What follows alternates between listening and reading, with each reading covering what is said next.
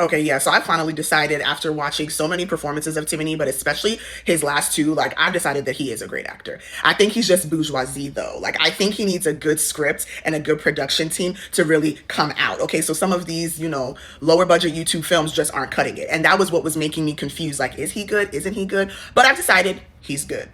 So yes, in this one, basically, Timothy is really going through it. He's a graduate that can't find a job. He's doing odd jobs just to take care of his family, including his sick grandma. And it's getting up to here. Like he's tried everything and he can't land anything. So when an opportunity comes for him to go and be, I think, like a gardener or get a job at a hotel with decent, like pretty good pay, he's excited about it. But the downside is that this job is in Benin Republic. But after looking at his sick grandma one, two times, he's like, I have no choice.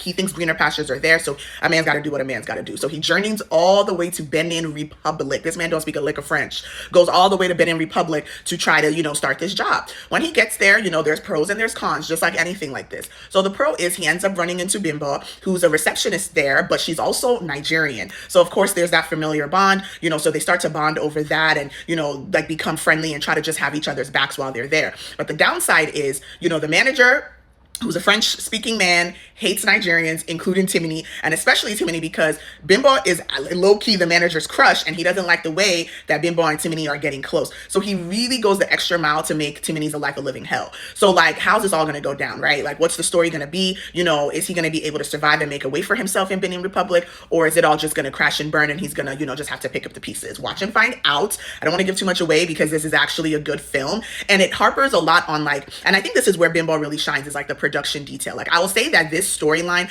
isn't the most original, especially of her productions. Storyline wise, we've definitely seen things like this before about struggle in Nigeria. But where I think Bimbo excelled is the fact that, one, the production details. This girl took it all the way to Benin Republic, and not just that, and showed us the country. She gave everybody their nuance. She went down to the details with them even having French accents, speaking French, having these little nuances about them that made we were able to easily emotionally connect to this film. That's where this film excelled, and that's what I'm talking about Timini's performance. I feel like his performance blew it out the park even more than Bimbo's, because he really brought the emotion that led us to be able to emotionally connect with this film. You felt for him. I wanted to cry for him. That's something that not all YouTube Nollywood films can do, that emotional connection, which is really the job of that great actor to bring that, across, and Timini did that excellently well. The chemistry was great, production, set design, everything was great about this film.